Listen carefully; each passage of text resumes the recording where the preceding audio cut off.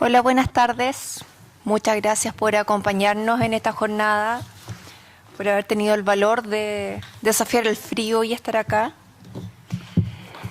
Es un honor para mí estar en esta mesa y presentar a los expositores que cierran este ciclo de la Universidad Academia de Humanismo Cristiano. Vamos a comenzar con la intervención de Claudia Silva. Ella es académica e investigadora de la UAC y es coinvestigadora del proyecto Fondesit 1191-045, perdón, soy pésima con los números. Respuesta educativa de la escuela ante la inmersión lingüística de estudiantes inmigrantes.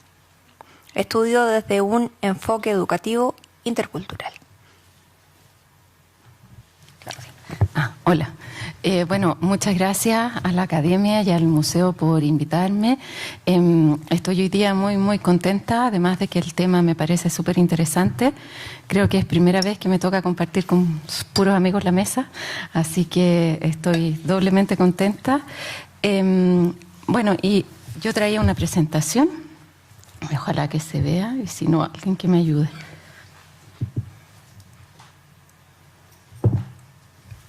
Eso. Bueno, no estaba yo muy creativa, así que mi presentación se llama igual que el seminario.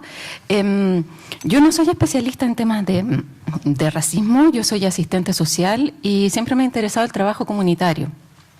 Lo que hoy día quiero hablar con ustedes es cómo creo yo que debería enfrentarse el trabajo comunitario hoy día en Chile, con la población en conjunto, trabajando todos juntos con la población migrante. Entonces, lo primero que quería mostrarles son esas fotos, son imágenes, arriba ustedes ven, es una exposición del Museo del Mar en Europa y es la barca de Lampedusa, donde ustedes ven todos los refugiados en el fondo del mar. Luego ustedes ven la imagen de la frontera mexicana, que nos recuerda la imagen de Aylan Kurdi, pero que está mucho más cerca, es un padre con su hija.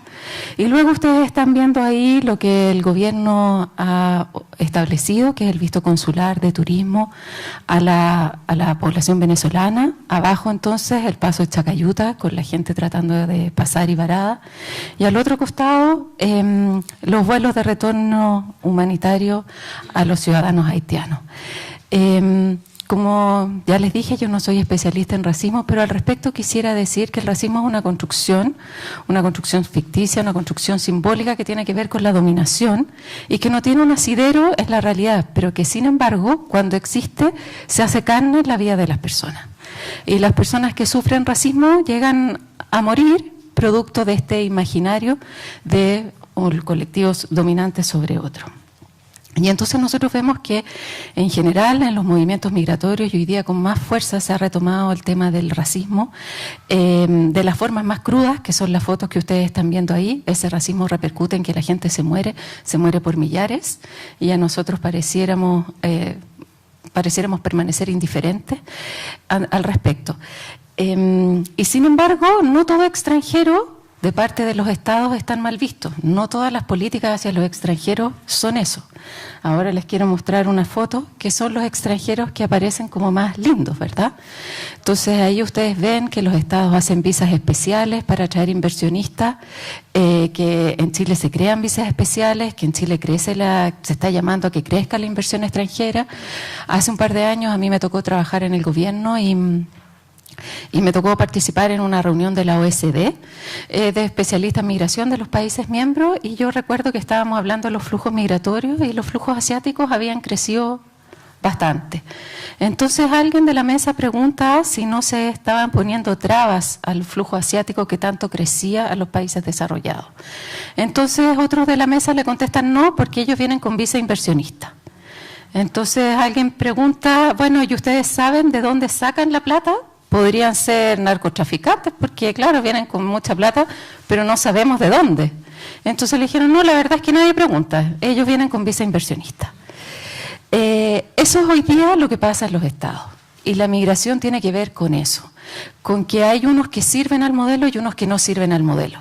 Y eso no tiene que ver con las características de las personas, tiene que ver con lo que las clases dominantes y lo que el modelo exige para mantenerse.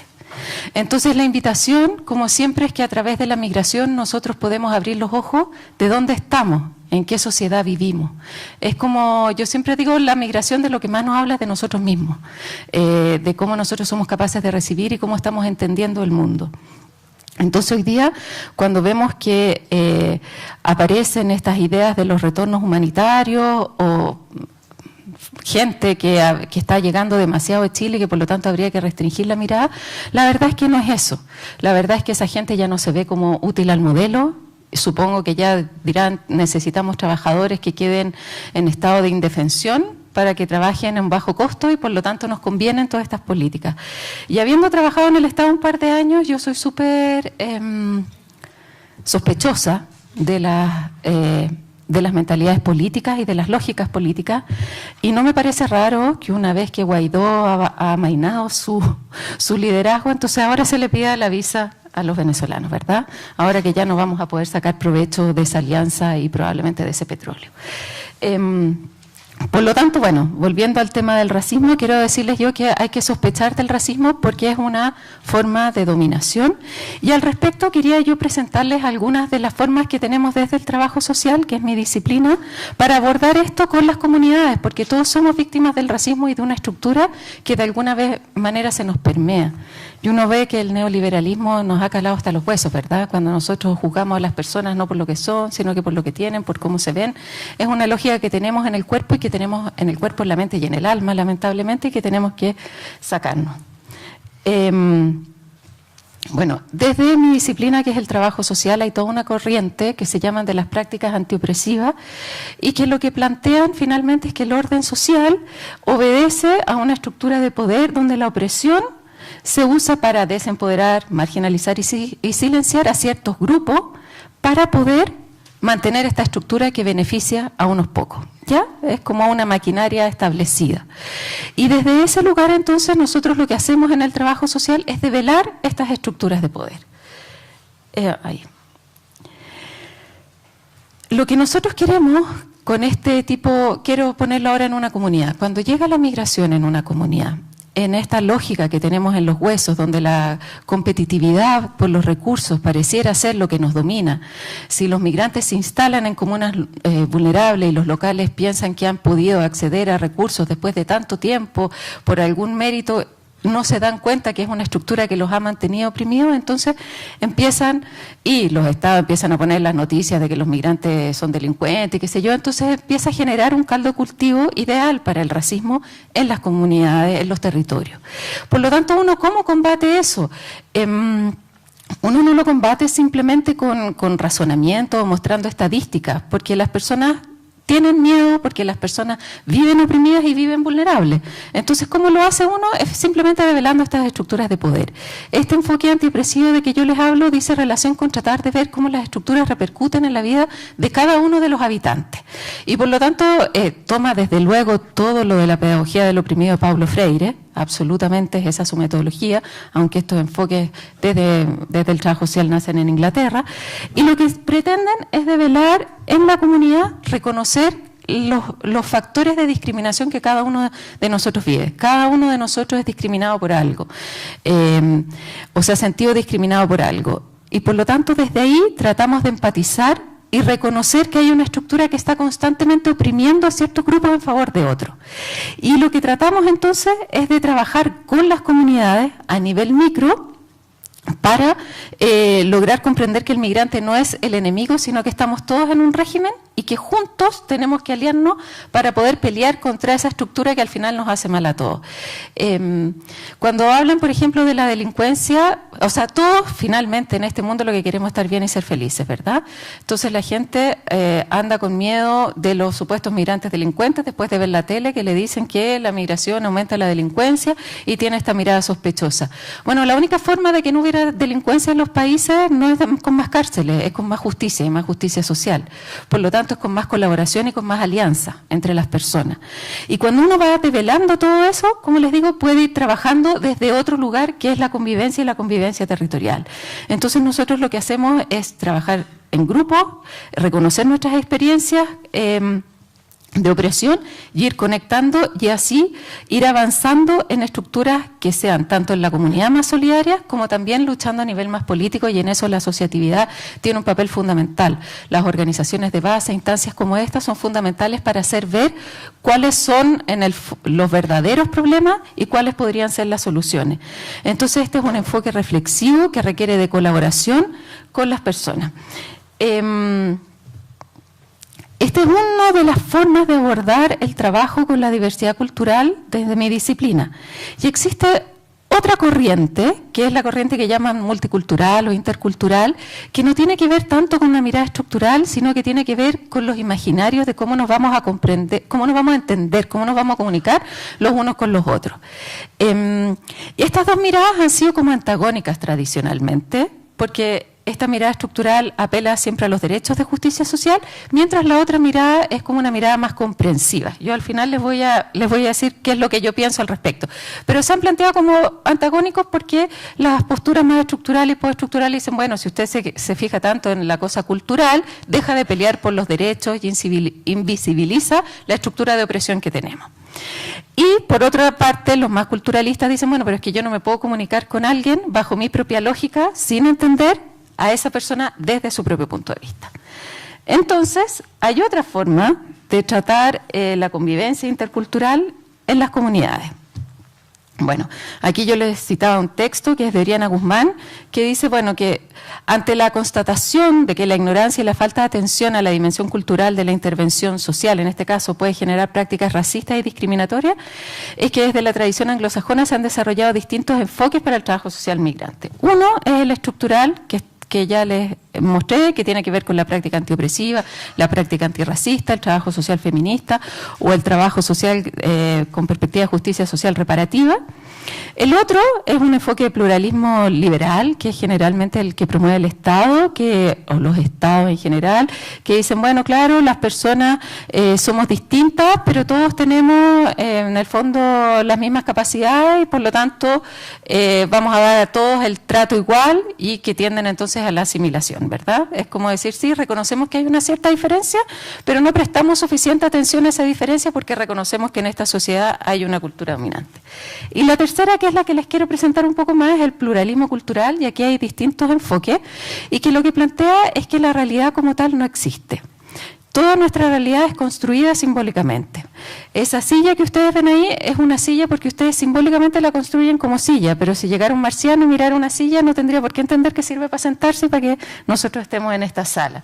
Y por lo tanto, si toda la realidad es construida, se puede construir desde distintos lugares. Y las distintas culturas hemos construido desde distintos lugares y damos distintas significaciones a los hechos.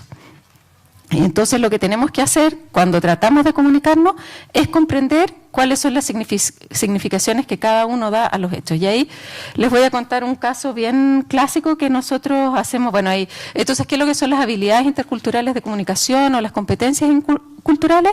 Es, en el fondo, poner atención de que uno es un ente cultural, de que la realidad que uno conoce no es la realidad objetiva, es una construcción de la realidad, y que así como existe la propia construcción, existen otras construcciones igualmente válidas, y que en un espacio comunitario tenemos que dialogar y consensuar algunas de esas construcciones de la realidad. Entonces, en el caso de la intervención social, es muy clásico esto, empieza en Estados Unidos a ser muy importante, cuando, por ejemplo, las comunidades latinas empezaron a ver los trabajadores sociales que se les diagnosticaba mucha esquizofrenia y otros trastornos del ánimo, y eso tenía que ver con que decían que las mujeres latinas, por ejemplo, en los funerales se tiraban a llorar arriba del ataúd de los niños, y para la mirada de los norteamericanos eso era falta de capacidad de control de las emociones, etcétera. Cuando hubo entonces sobrepoblación con estos diagnósticos equivocados, se empezó a ver que lo que era importante no era cómo la persona se comportaba de acuerdo a los parámetros de la sociedad de acogida, sino que básicamente de acuerdo a sus propios parámetros culturales, ¿ya? Entonces, lo que es, de repente, nosotros cuando vemos a un otro extranjero, pensamos que él tiene que comportarse igual a nosotros y que va a ver el mundo igual a nosotros. Y no nos damos cuenta de que hasta en los más mínimos detalles tenemos que ver y tratar de ponernos de acuerdo cómo vamos a construir este espacio conjunto. Y ahí también me voy a referir brevemente a un tema que pasó acá y que tiene que ver, por ejemplo, con la construcción de parentalidad de las distintas culturas. Lo que es ser buen y mal papá no es lo mismo en todas las culturas. Y no es que en algún lado sea mejor y peor, pero nosotros en Chile tenemos unas ciertas normativas que comprenden que los padres tienen que hacer tal o cual cosa, por ejemplo, llevar a control de niños sanos, etcétera. Bueno, lo que se vio en los jardines de la Junji es que habían padres extranjeros que no cumplían con todo lo que las categorías de la parentalidad adecuada chilena indicaba. Y entonces se empieza a hablar, como ustedes ven, de padres negligentes, etcétera, lo que favorece después al racismo y a la estigmatización de los colectivos. Hace mucho tiempo atrás yo tenía una estudiante en práctica que precisamente me dijeron que en los jardines de la Junji había muchos problemas con los padres extranjeros que eran extremadamente negligentes. Yo que tenía este marco teórico en la cabeza, les dije, bueno, mejor preguntémosles qué es para ellos ser buenos padres, preguntémosles a las educadoras qué es para ellas que los padres sean buenos padres y vemos dónde está la disonancia, cuál es el problema.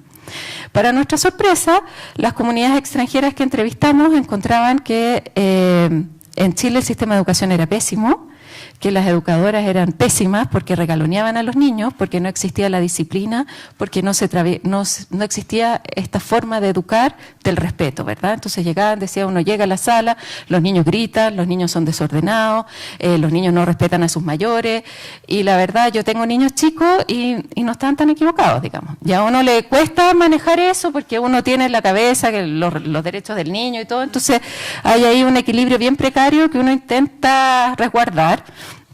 Y en esta otra cultura era simplemente una visión más jerárquica que además funcionaba y que todos se habían educado en eso y que no tenía nada de malo, simplemente era diferente.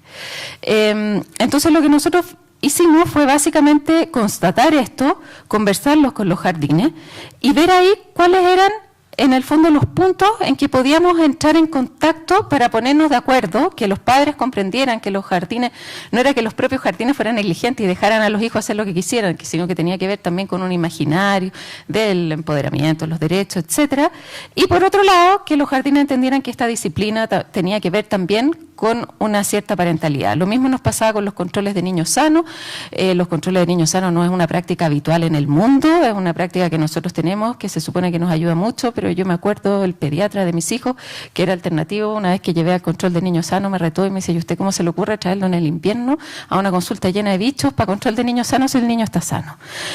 Entonces, claro, uno dice, bueno, sí, el control de niños sanos puede ser bueno, puede que no, es una forma de comprenderlo, no es la única, y ciertamente entonces nosotros hacemos ver que los migrantes no llevaran al control de niños sanos no era negligencia, sino que era simplemente que no era una práctica habitual e internalizada, ¿ya?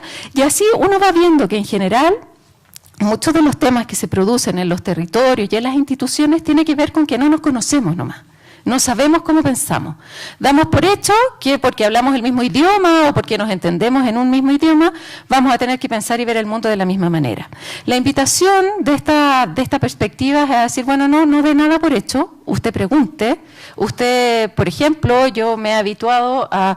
Hay culturas en que si uno es demasiado cariñoso al saludar, es una cosa sospechosa. Y hay otras culturas en que si uno es muy distante al saludar es sospechoso. Hay culturas en que si uno mira fijo a los ojos es sospechoso y hay otra cultura en que uno si no mira fijo a los ojos es sospechoso. Y por lo tanto, ni uno de nuestros comportamientos cotidianos es un comportamiento natural, es siempre un comportamiento social. Y yo me he acostumbrado ahora a decir cómo usted quiere que lo salude, quiere que lo trate de tú, quiere que lo trate usted, le doy la mano, le doy un beso, cómo es para usted lo confortable. Y a partir de ahí tratar de adecuarse y hacer que las personas se sientan bien en un medio y irnos conociendo. Como les digo, es imposible desde estas perspectivas. También en algún momento se hablaba de que solo las personas especialistas en ciertas culturas podían trabajar. Por ejemplo, yo que soy latina, podía trabajar con latinos, pero no con asiáticos, porque no entiendo nada de la cultura asiática. Bueno, eso es una utopía en un mundo que se mueve de esta manera y uno lo que tiene que tener es respeto.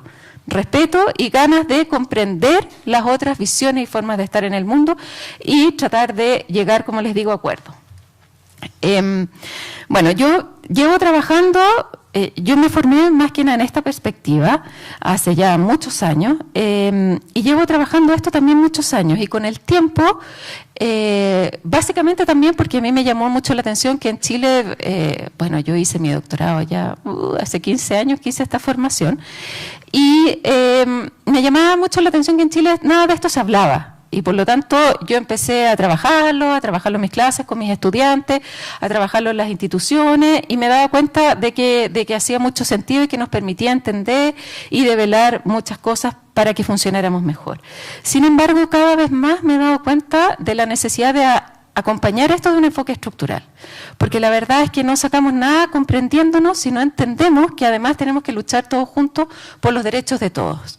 Entonces, creo yo cada vez más firmemente que hoy día lo que requerimos son estas dos cosas: apertura para comprendernos, saber de lo que estamos hablando, llegar a acuerdos e ir en conjunto luchando por una sociedad que sea más amable para todos. Y yo siempre digo eso, no, cuando de repente uno trabaja en la temática migratoria, muchas veces aparecen estos binomios, ¿verdad? Los extranjeros, los nacionales. Tú trabajas para los extranjeros, no te importan los nacionales. No, yo trabajo para que todos estemos bien. Una sociedad donde todos estamos bien es la única sociedad que funciona, no, independiente de cualquier otra cosa. Y los ciudadanos de un país somos todos los que vivimos en el país, con independencia de la nacionalidad que tengamos. Y por lo tanto nosotros tenemos que velar porque todos los ciudadanos de un país estemos viviendo confortablemente para que nuestra vida sea mejor la de todos, estemos todos más contentos. Y en ese sentido, insisto, la mirada estructural nos permite ver que eso que es tan de lógica común, ¿verdad?, nos permanece invisibilizado porque tenemos metidas otras lógicas que son serviles a un sistema que no es bueno para ninguno de nosotros. Eso, muchas gracias.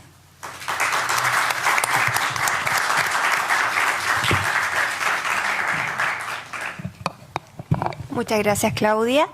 Vamos a continuar con la intervención de Cristian Alarcón, que es académico de la Escuela de Derecho de la Academia de Humanismo Cristiano.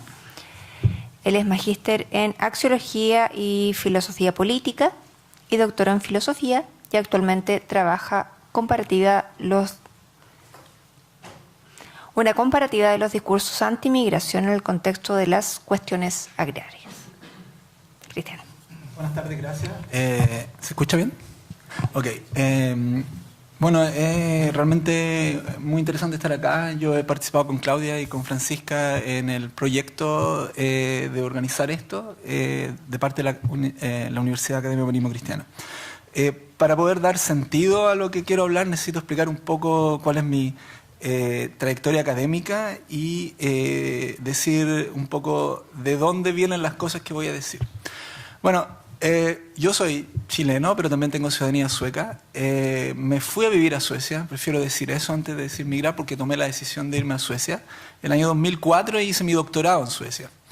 Lo que yo hago en términos de investigación es ecología política comparativa y hago estudios comparativos de problemas agrarios y cuestiones agrarias en Suecia, en Chile y a raíz de mi postdoctorado en la Universidad de Cornell en Estados Unidos, también ahora estoy tratando de comparar Chile, Suecia y Estados Unidos en una perspectiva de ecología política. Es aquí donde entra la cuestión de la migración como un interés de investigación. Y lo que quiero conversar hoy día, entendiendo que es un conversatorio, es a partir de un estudio que estoy ahora proponiendo en parte en un artículo sobre la relación entre racismo, cuestiones agrarias en el contexto de Suecia. ¿Okay? Me parece que es importante tener una perspectiva global a la realidad chilena. El caso sueco es a esta altura un caso de estudio global respecto al surgimiento o resurgimiento de movimientos de extrema derecha, pero que tenemos que avanzar mucho más en la conceptualización de qué tipo de extrema derecha estamos hablando. Y el caso sueco también era hasta un tiempo una especie de excepcionalismo en el contexto europeo, donde se entendía que a pesar del crecimiento en algunas partes de Europa de estos discursos anti-inmigrantes, racistas, nazis o neonazis, Suecia se mantenía un poco en un nivel de excepcionalidad, hasta hace poco. Voy a dar algunas cifras que nos muestran por qué eso.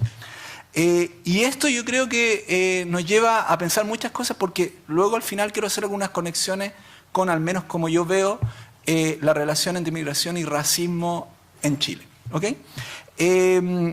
Creo que pensar en Suecia también tiene más relevancia hoy en día, incluso por el hecho que, como sabemos, lo anunció la prensa ayer, en Dinamarca la socialdemocracia nuevamente recupera el cargo de primer ministro, pero con un cambio fundamental en el discurso de la socialdemocracia en Dinamarca. Y este cambio tiene derechamente que ver con la aceptación de alguna retórica, discursividad, pero también política respecto de la inmigración en Dinamarca. Por lo tanto, creo que es re importante que nosotros tratamos de entender lo que sucede en estos países. Ahora entro un poco más al tema, tratando también de traer algunas cuestiones conceptuales, analíticas, antes de pasar a una normatividad política que nos lleve a pensar mejor, creo, cómo nosotros podríamos tirar algunas líneas de oposición a los discursos racistas, pero también al racismo del día a día y al racismo estructural. Bueno, el año 2010, el Partido de los Demócratas Suecos, un partido con base en el nazismo sueco, con un discurso claramente antirracista, pero de un anti-inmigrantes, pero con una anti-inmigración en términos discursivos bastante selectiva que voy a explicar después. Bueno, este partido, el 2010, obtuvo el 6% de los votos a nivel nacional. El 2014 obtuvo el 13% de los votos, el año 2018, en las últimas elecciones, el 17,5% de los votos. Con un 17,5% de los votos en el sistema electoral y político sueco, el partido se transformó en el partido que hace el balance. Vale decir, generó un caos político y tomaron meses antes de que se pudiera formar una coalición que gobernara Suecia. Ese es el poder que tiene hoy en día este partido de extrema derecha. Ahora, el 17,5% obtenido a nivel nacional es casi nada si uno lo compara con el 28% de los votos que este mismo partido obtuvo en un área rural que queda a 40 minutos de la famosa ciudad universitaria de Uppsala, donde obviamente obtuvo menos votos. Estamos hablando de 40 kilómetros de distancia, pero con un movimiento político masivo. Conozco bien el área, paso todos mis veranos cuando vivo en Suecia en esta área, y si uno compara este 28% con el 19% de los votos que este partido obtuvo el 2014, estamos hablando de un incremento impactante en la localidad. Cuando se genera este resultado electoral, la prensa local va al área, hacen entrevistas, hay conmoción en la ciudad liberal de Uppsala, porque muy cerca el partido está obteniendo tantos votos. Una persona que habita el lugar en una entrevista dice: no queremos inmigrantes acá, es simplemente eso. ¿Okay? Es un área rural donde se reflejan todas las contradicciones de lo que uno puede entender como la cuestión agraria en Suecia. Poca gente vive en la zona, los jóvenes se van de la zona, colegios se tienen que cerrar, hospitales también. Y todo el discurso oficial dice que se necesita gente que viva en esa zona. Aún así, para mucha gente, aceptar migrante en esta zona es un problema. Hay que asumirlo. El discurso de este partido ha sido especialmente penetrante en las zonas rurales de Suecia, lo cual nos lleva a una cuestión global. Para muchos hoy en día, una de las cuestiones que tenemos que entender mejor es cómo se relaciona la relación problemas agrarios, situaciones en el campo y el surgimiento de movimientos racistas. Esta no es una cuestión nueva, históricamente se podría decir que existe una relación entre cómo comunidades habitantes en las zonas rurales se envuelven en discursos anti-inmigrantes. ¿Okay? Ahora, esto tiene varias dimensiones que vamos a tratar de tomar algunas de ellas.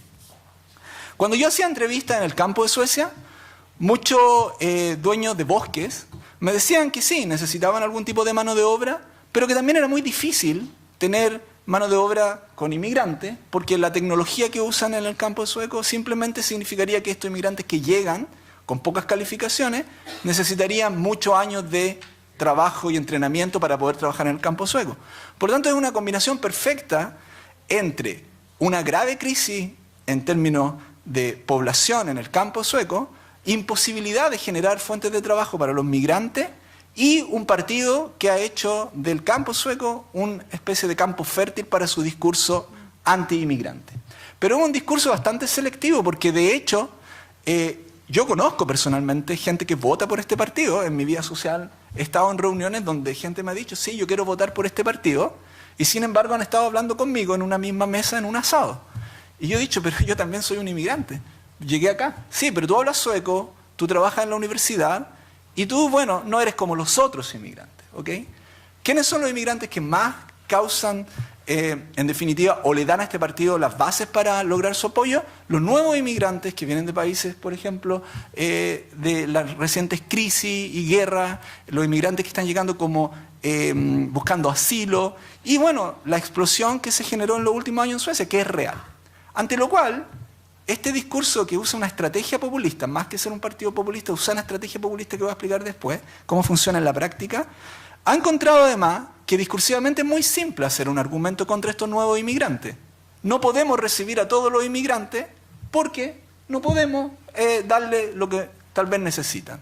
Ante lo cual, mucho discurso de izquierda no tiene mucho que decir, porque efectivamente el discurso de este partido es tan simple que básicamente genera una especie de problema discursivo. ¿Qué decir ante ese contexto?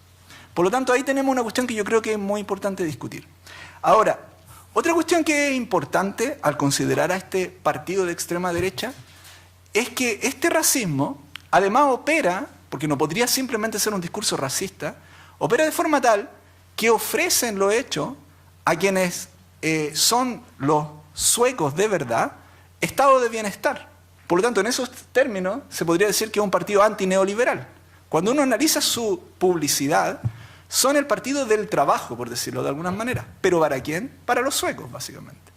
Por lo tanto, eso es lo que pasó efectivamente ahora en Dinamarca, donde el Partido Socialdemócrata de Dinamarca, para captar electores de la base, si lo llamamos en estos términos, clase obrera danesa, tuvo que entrar a básicamente comprometer el discurso que dice relación con oponerse a la inmigración.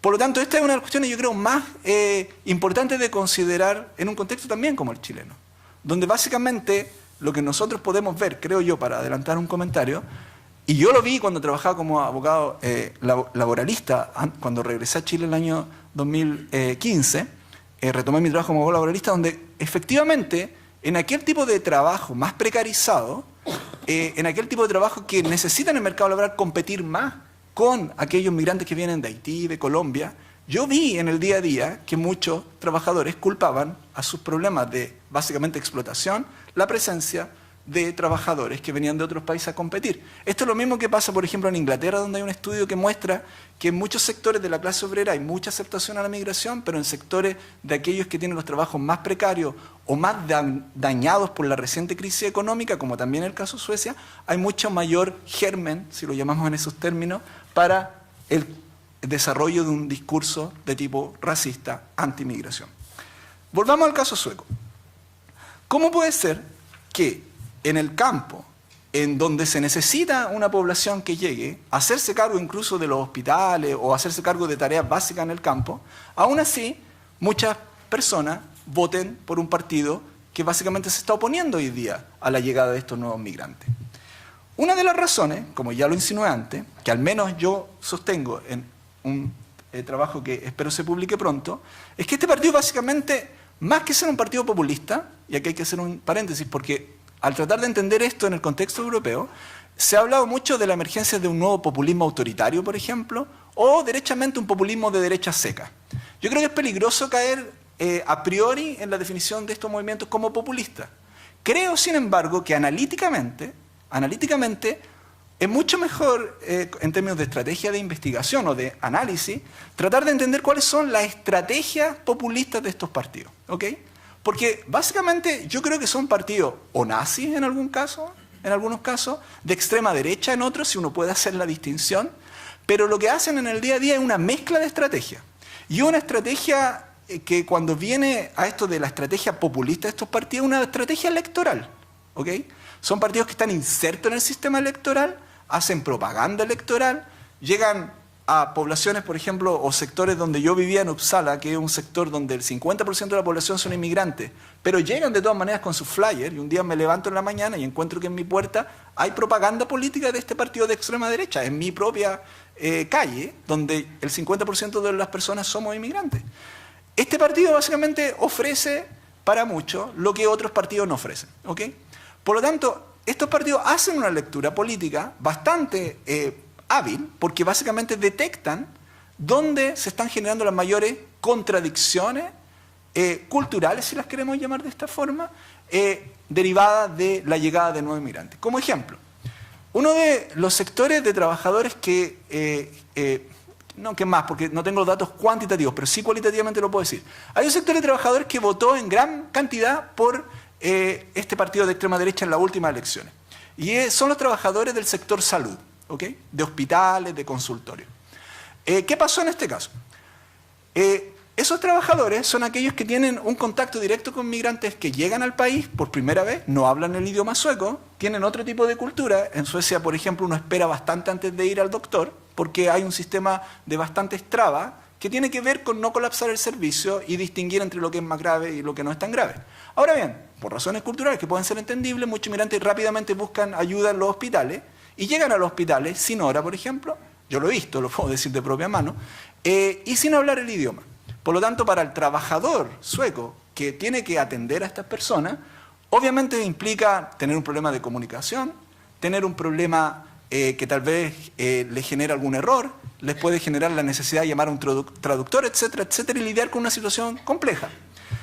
Quienes pudieron ver este problema con toda claridad desde la perspectiva laboral de esos trabajadores fueron los representantes del partido de extrema derecha de los demócratas suecos, que empezaron a organizar reuniones en los hospitales. Había mucha controversia, se trataban de evitar estas reuniones por algunos activistas de otros grupos, pero sin embargo fueron muy exitosos en captar electores y de hecho representantes locales en trabajadores de la salud en Suecia. Lo que significa que la lectura política que hicieron fue bastante acertada desde la perspectiva electoral y lo que simplemente hacían era entender en su más pura dimensión del día a día del proceso de trabajo el problema laboral que tenían estos trabajadores y además confrontarlo con el hecho, que lo hacían público, de que otros partidos o no lo veían o lo consideraban irrelevante o no hacían nada para enfrentar este problema. Por lo tanto, cuando uno empieza a revisar cómo se genera este 17% de electores, que además muchos estudios han mostrado que no todos se declaran anti-inmigrantes, porque una cantidad de los electores de este partido, que les da el poder a un partido racista, cuando se les pregunta en encuestas si están en contra de la inmigración, muchas veces dicen que no, pero votan por este partido por otras razones. Parecido a lo que yo creo que podemos ver tal vez en el futuro en un contexto como el chileno. ¿Cuáles son las razones que llevan a los votantes, a los electores, para elegir un partido de este tipo y luego darle el poder? Me queda un minuto para cerrar.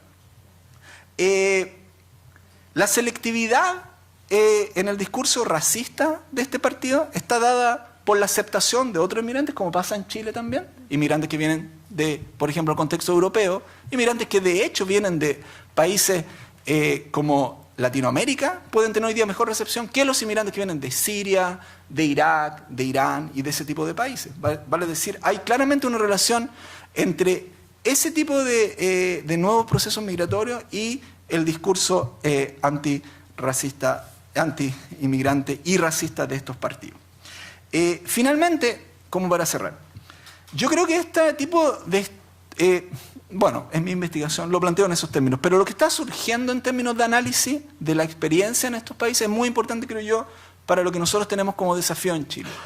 Primero, desde el momento en que uno trata de entender políticamente esta cuestión, yo creo que tenemos que mejorar mucho en términos de entender cómo opera el racismo en el día a día. Obviamente entiendo y obviamente soy antirracista también, pero también me interesa entender cómo la subjetividad racista puede llegar a formarse y dónde están los espacios para tratar de operar políticamente en ese contexto. Por decir, creo que es importante que nosotros avancemos mucho mejor en el análisis del racismo, entendamos cómo se genera el discurso racista, se reproduce o se reactiva para generar respuestas políticas adecuadas. En ese sentido creo yo que caso, y hay muchos otros casos, solamente me refería al caso sueco acá, creo que nos ayuda mucho para obviamente avanzar también en posiciones políticas al respecto. Eso.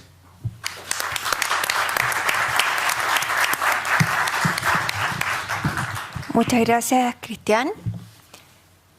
Vamos a darle la palabra ahora a nuestra tercera ponente, María Emilia Tillú. Ella es doctora en Sociología y coordinadora de la Cátedra Racismos y Migraciones Contemporáneas en la Universidad de Chile. Bueno, buenas noches. Muchas gracias por la invitación. También decir muy brevemente, antes de hablar, que lo que voy a decir proviene de varias investigaciones, son como flashes, ¿no?, de varias investigaciones realizadas en años anteriores y actualmente un proyecto Anillo sobre la construcción del sujeto migrante, un proyecto FONIS. Estamos trabajando en los centros de salud de Quilicura y también los agradecimientos al hecho de formar parte del movimiento de acción migrante de la Red Nacional Migrante. Lo digo porque en realidad es gracias al trabajo con mis colegas de distintos países y comunidades que han llegado a Chile que he podido comprender aquello que no podía comprender antes, y una de las cosas que no podía comprender o no podía saber era el racismo que estaba alojado en mí.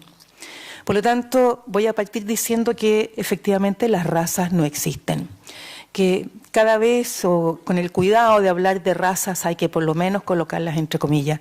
No existen porque está absolutamente demostrado científicamente, sin embargo, son un gran marcador sobre la cual el racismo se aloja. No existen las razas, pero existe el racismo. Y lamentablemente es considerado, podemos verlo como una ideología muy potente, como también un sistema de pensamiento, como un modo de actuar, una forma de dañar, y hablar de racismo también implica, tomando lo que el colega ha dicho acá, vincularlo obviamente al fascismo, ¿no? Es muy difícil separarlo uno de otro, y la prueba está lo que ha pasado, digamos, sobre todo después de la Segunda Guerra Mundial, durante la Segunda Guerra Mundial, y lo que está pasando hoy día. Vincular migración a racismo no tendría por qué ser, pero son dos cuestiones completamente distintas. La migración es un fenómeno social mundial que implica desplazamientos, sobre todo hoy día, de personas en busca de supervivencia. Bien sabemos que las razones tienen que ver con la pobreza, las persecuciones, los conflictos, las guerras, los desastres naturales, pero que afectan fundamentalmente a las personas más pobres y sobre todo las responsabilidades de los estados, que generalmente pasan piola, quedan como por un lado, ¿no? La responsabilidad del Estado que expulsa, ¿no?, y por lo tanto de la emigración, y la responsabilidad del Estado que acoge, entre comillas, que tendría que ser la inmigración. Entonces, solamente decir primero, porque no tengo tiempo para decir muchas cosas, pero que la migración tiene dos caras. Tiene la cara emigración, salir de un país para llegar a otro, y la cara inmigración, llegar a otro país. ¿Por qué tratamos mal? ¿Por qué somos racistas los chilenos y las chilenas? Ustedes y yo. Es decir, desde la mirada, desde la imposibilidad de entender que usted pueda tener un yerno o una nuera haitiano o haitiana, ¿no? Primero que nada, diferencia radical entre extranjero e inmigrante. Los primeros, obviamente deseables, invitables, adorables, ¿no?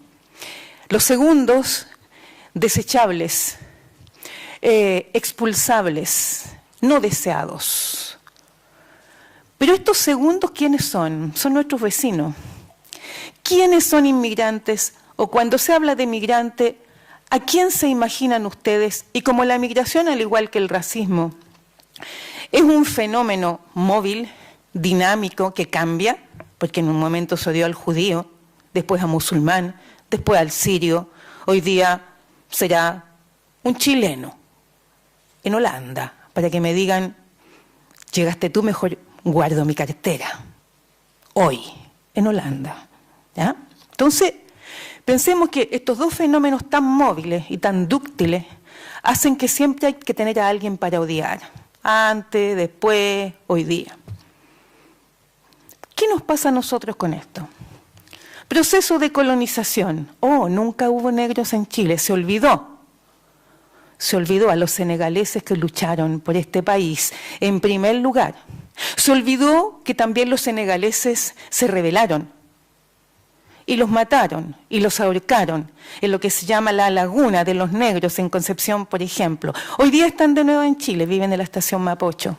Y si los pueden ver, abren los brazos y cuelgan sus carteritas y sus cosas de cuero, hablando en francés. Hubo negros en Chile y se les intentó borrar de la historia. Segundo, proceso de constitución del Estado-Nación chileno, siglo XIX, cuando don Vicente Pérez Rosales partió a hacer un lobby sobre Chile para invitar, inmigrantes alemanes y austrohúngaros, especialmente elegidos, sobre todo gremialistas, con gran capacidad de trabajo, para poblar los territorios del sur y mejorar la raza. Proceso de chilenización por el norte. ¿Quién nos enseñó a nosotros alguna vez en la escuela que existían las ligas patrióticas? ¿Quién ha leído El Dios cautivo de un Premio Nacional de Historia de don Sergio González? Para saber que había que borrar todo rastro de peruano y boliviano por el norte. Proceso de pacificación de la Araucanía. Proceso tras proceso construye al racismo en Chile. No porque hayan llegado migrantes hoy día, sino porque somos racistas desde antes. Porque nos permitimos decir que no se nos paró la pluma que nos dio la indiada, ¿no? Para mirar del peor modo, obviamente, a nuestros pueblos indígenas. Entonces, evidentemente, con todos estos procesos alojados en una estructuración histórica, ¿no? Estamos hablando de Chile por ahora, acompañada además de la antropología europea, que también llegó acá, porque además nuestra gente iba a estudiar allá, sobre todo aquellos que tenían los medios, ¿no? Y volvían con esta antropología europea que suponía que había gente superior y otra inferior. Ese es el racismo, suponer que hay unos superiores y otros inferiores. Desde el momento que estamos hablando del otro, estamos siendo racistas. Desde el momento que estamos diciendo que hay diferencias y que las respetemos, estamos siendo racistas. Y desde el momento que estamos diciendo que somos antirracistas, somos racistas. Porque el día que veamos al otro como un igual, no vamos a decir que necesitamos establecer diferencias ni ser antirracistas. El problema es complejo, es largo de hablar. Pienso, por ejemplo, en un texto muy importante traducido en casi todos los idiomas del mundo, del señor Charles de Gobineau, que se llama La desigualdad de las razas humanas, donde él asegura que las razas humanas son desiguales. Ese libro, un libro muy famoso, un libro muy malo además porque no tiene ninguna razón científica que lo sostenga, es respondido por otro libro que se llama De la igualdad de las razas humanas. Yo no sé si alguno de ustedes habrá leído a un gran intelectual llamado Antenor Firmin.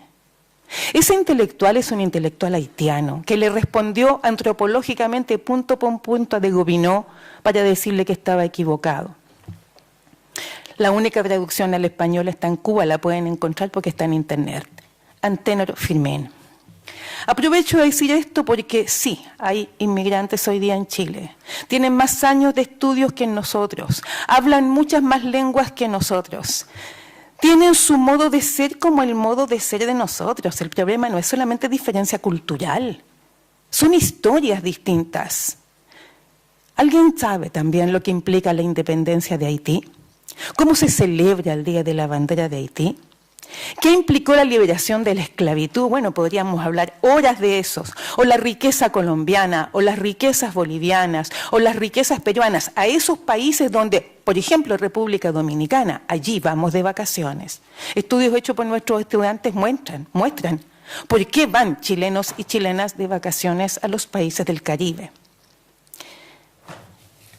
Eso solamente va a comenzar y decir que los procesos de racialización que se han construido en este país contienen una historia, una antropología, una filosofía e incluso las propias ciencias sociales e incluso la misma sociología, que olvida a William Dubois, por ejemplo, un sociólogo de la Escuela de Chicago que no se le enseña nunca, ¿no? O bien las enseñanzas de la propia Angela Davis que no están colocadas en las enseñanzas hoy día del racismo que tendrían que ser tan necesarias. Y paso a leer algunas cositas que me parecieron importantes. Es junio 2019. La frontera de Chacayuta tiene 200 inmigrantes venezolanos y Colchane 170, hoy. Aún no son realmente inmigrantes, pues no han ingresado a Chile. Y parece que tampoco son emigrantes, pues el viaje ya está hecho y terminado.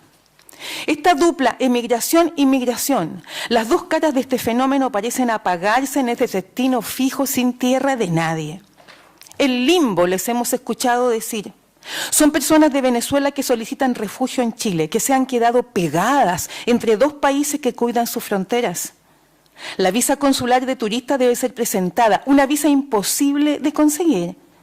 Piden refugio con sus niños, sus niñas, sus bebés de meses, sus llantos y sus explicaciones chocan en el muro de una frontera erigida para la seguridad de la nación chilena, que teme perder una identidad, entre comillas, que nunca ha sido muy clara. Porque en ese momento de la constitución del Estado-Nación chileno, lo que se buscaba era el desarrollo, el progreso a la europea, es decir, en clave blanca. Y cada vez que se nos pregunta de qué color somos, decimos que somos blancos, blancas. Quizá una de las preguntas que hacemos en muchos talleres, en muchas partes nos preguntamos, ¿qué significa decir que soy chilena? ¿Qué quiero decir cuando digo que soy chilena? ¿Qué digo cuando digo soy chilena? ¿Por qué tengo que decir yo como chilena para decir que todos los demás que no lo son menos que yo? Hoy son las personas venezolanas que se suman a las personas haitianas. Antes fueron las personas de Colombia, de República Dominicana, de Ecuador, de Bolivia, de Perú, los inmigrantes, a diferencia de los extranjeros. Entonces la inmigración es Perú, Bolivia, Ecuador, Colombia, República Dominicana, Haití y hoy día Venezuela. Si decimos eso, decimos que la migración contiene al racismo.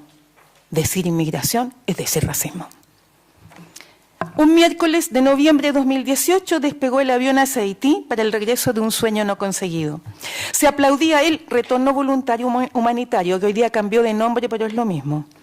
Solamente que hoy día es para todos, no solamente para los haitianos. Organizado por especialistas del espectáculo político, al mismo tiempo que se llevaba a cabo el show para producir un sentido común negativo sobre una comunidad migrante específica, la comunidad haitiana. En la madrugada del día siguiente, un incendio en Estación Central se sumaba a los tantos otros que han asolado las viviendas inmigrantes, dejando 3 fallecidos. Desde antes de esa fecha, se acumulan las prácticas racistas que se han cristalizado en la figura de Joan Forville, hoy símbolo del racismo chileno, particularmente contra las mujeres que han vivido golpes, abusos, violaciones, trata, tráfico. Trabajamos con el Ministerio Público y la trata en Punta Arenas. Es terrible. Todo esto procesos de racialización que, por ejemplo, cambian la primera O de la palabra colombiana por una U para violentar a las mujeres migrantes de ese país. Las velatones, como forma ya histórica de recordar, reunirse, reflexionar a los caídos por los tantos golpes dados a la vida, se han vuelto una práctica recurrente para recordar a estos hombres y mujeres jóvenes que llegaron generalmente en malas y humillantes condiciones a trabajar a Chile. Lamentablemente las muertes se han sucedido. Hace pocos días fueron nuevamente 2 mujeres haitianas, ambas embarazadas. Es probable, si seguimos metidos en tanta indiferencia, que tal como le sucedió a Joan Forville cuando asistió a la velantón de Benito, que murió por hipotermia, quien asista de nuevo se pregunta si será o no el próximo a morir en Chile. Somos testigos, sí, de un escenario mundial donde cotidianamente transcurren hechos racistas y xenófobos. El individualismo profundo que nos corroe, como uno de los tantos productos de la astucia neoliberal, ciega al punto de no pensar que un día nosotros, nuestros hijos, nuestros nietos o las generaciones que no conoceremos podrían convertirse en migrantes. Es decir, tener que partir de Chile obligadamente como el inmigrante que nadie espera para convertirse en el inmigrante no deseado que pierde el nombre al ser llamado por su nacionalidad convertida en estereotipo.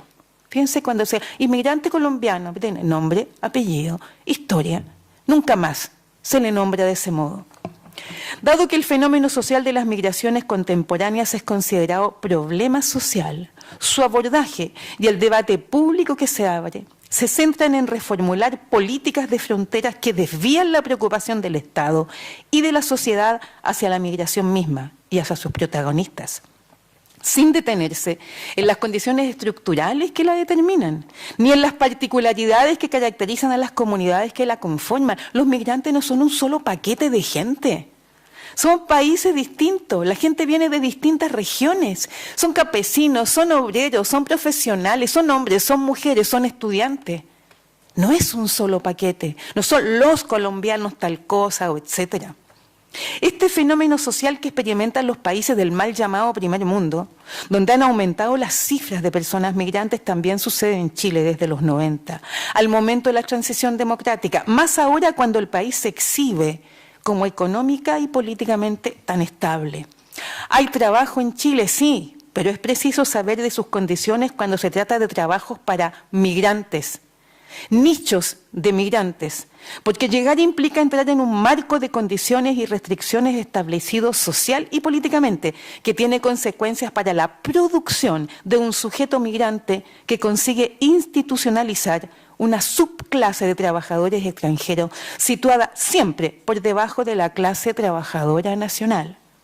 Lo que observamos como consecuencias son múltiples y diversificadas prácticas y discursos racistas que se naturalizan en la vida cotidiana, en los transportes, en las calles, en los barrios, en los consultorios, donde usted vaya, y en las instituciones. Porque efectivamente hay distintas formas de racismo, estatal, institucional, policial y cotidiano.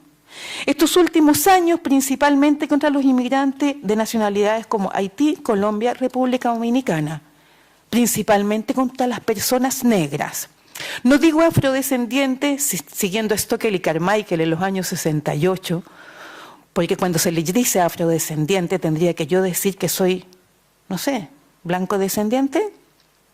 La negritud también se esgrime como una cuestión política de defensa y me parece interesante tomarla como nuestros propios colegas nos lo dicen.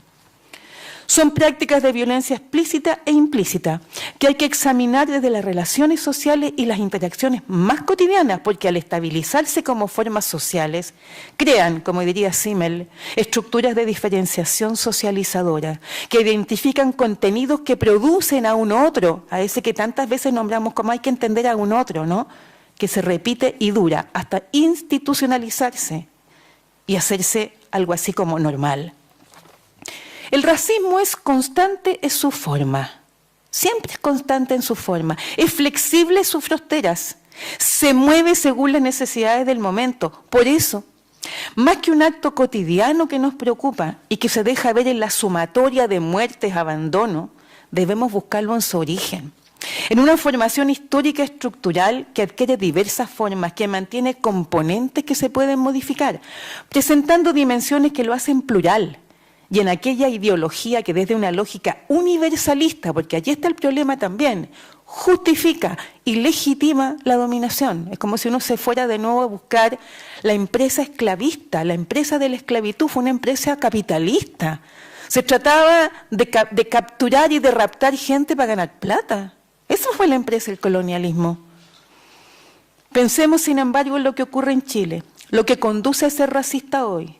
La inseguridad de la vida por la situación económica es fraguada también al calor del temor construido en dictadura, no nos olvidemos, como la impunidad hoy generalizada y naturalizada.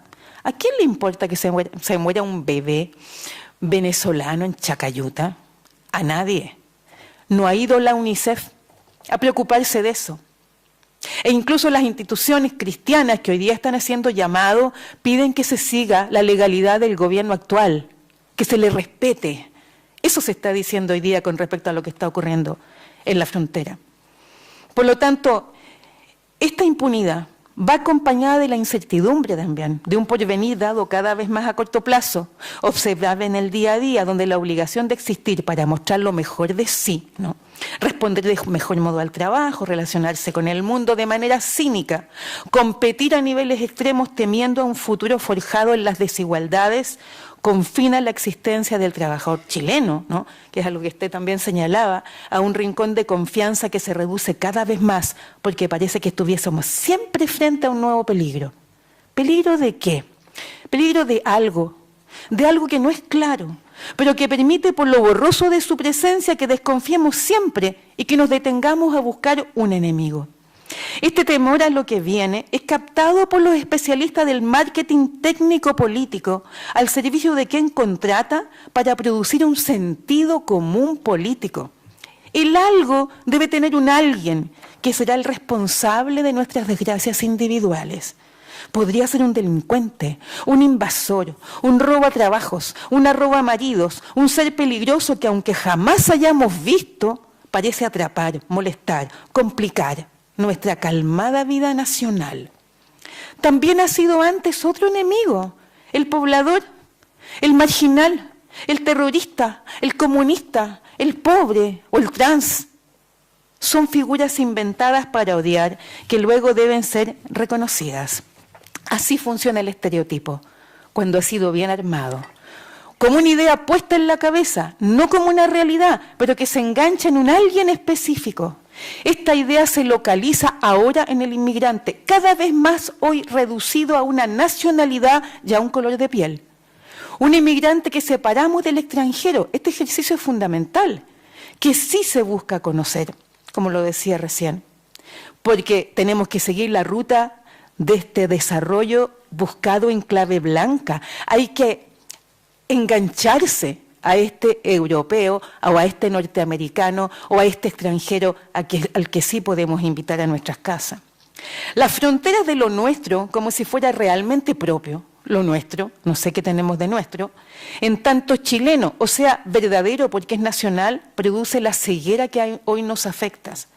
Lo aleatorio del porvenir que otros han construido para nosotros desdibuja las responsabilidades sociales que antes nos caracterizaran como sujetos conscientes de la vida de los demás, cuando había movimientos sociales, cuando nos preocupábamos del vecino, del amigo, más allá de nuestra familia, de un hombre, una mujer, un niño. Tratamos entonces de vivir en este rincón nacional que nos asegure que algunos iguales como nosotros, en una correspondencia universalista que nos supone similares, nos van a defender de ese algo, que es el alguien que viene de afuera como inmigrante y que sin embargo no es un desconocido, porque visitamos sus países o enviamos los soldados a cuidarlos, que fue lo que ocurrió en el primer momento que llegaron los primeros haitianos, cuando se les presentaba casi como un fetiche, ¿no? Colocándolo como fotito en los celulares. Un negrito que habíamos conocido.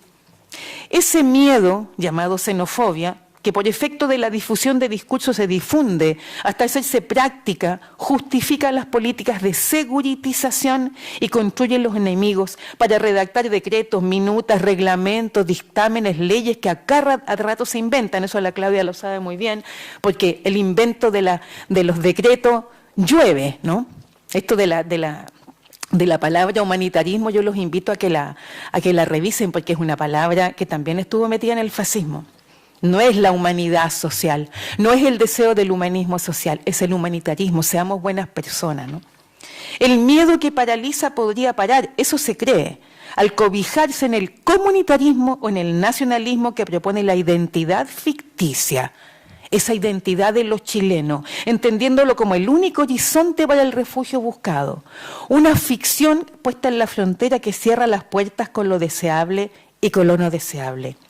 Claramente, cuando los gobiernos esgrimen el cuidado de la nación y la soberanía como un eje político-mediático sobre el cual se tejen mitos y temores, se consigue la producción de una figura señalada como portadora de todos los males que la sociedad experimenta.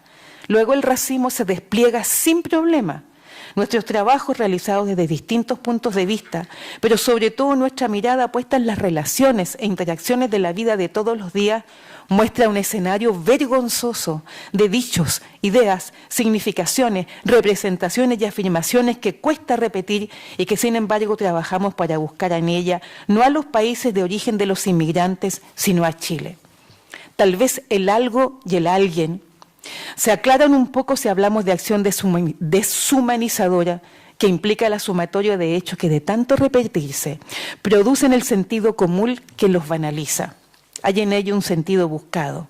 Y por ello que yo pienso que la hegemonía de un pensamiento cultivado y estructurado en el individualismo parece que no basta para explicar la continuidad de injusticias cometidas en contra de una persona entendida como un otro, del cual nos instan a separarnos, diferenciarnos, ubicándonos desde un supuesto arriba que nos haría superiores, más inteligentes, más seguros, más triunfadores o más capaces de vivir la existencia. Esto que estoy diciendo acá son pedazos de citas de lo que la gente me ha dicho. Así somos los chilenos. Nosotros participamos y nosotros hicimos con un colega la encuesta sobre el racismo del Instituto Nacional de Derechos Humanos el año 2017 y ahí la gente señalaba estas cosas, ¿no?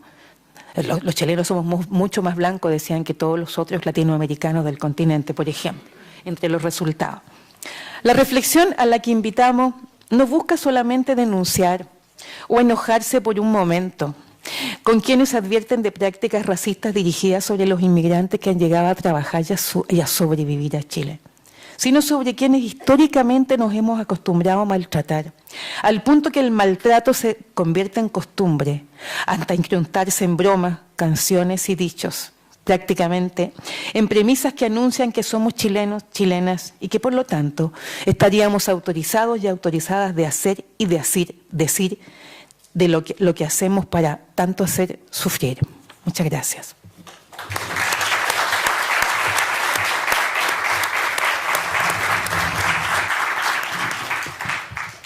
Muchas gracias, María Emilia. No sé cuánto tiempo tenemos para preguntas y qué sé yo, pero yo quisiera hacer una suerte de abuso de mi posición para plantear dos temas de discusión. Uno, parafraseando a María Emilia, el tema es complejo y largo de hablar. Entonces hay dos cosas que me llaman muchísimo la atención para ramificar esta discusión, que no la vamos a concluir aquí, ciertamente. Uy, gracias. Una de ellas es esta relación íntima y simbiótica que se establece entre el racismo y el clasismo. Y la segunda es qué pasa con esta suerte de racismo, por llamarlo de alguna forma, en segundo grado.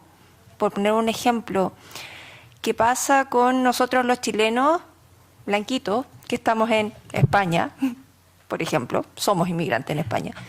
Y desde allí tenemos miramos desde una postura por arriba del hombro, muy racista, a los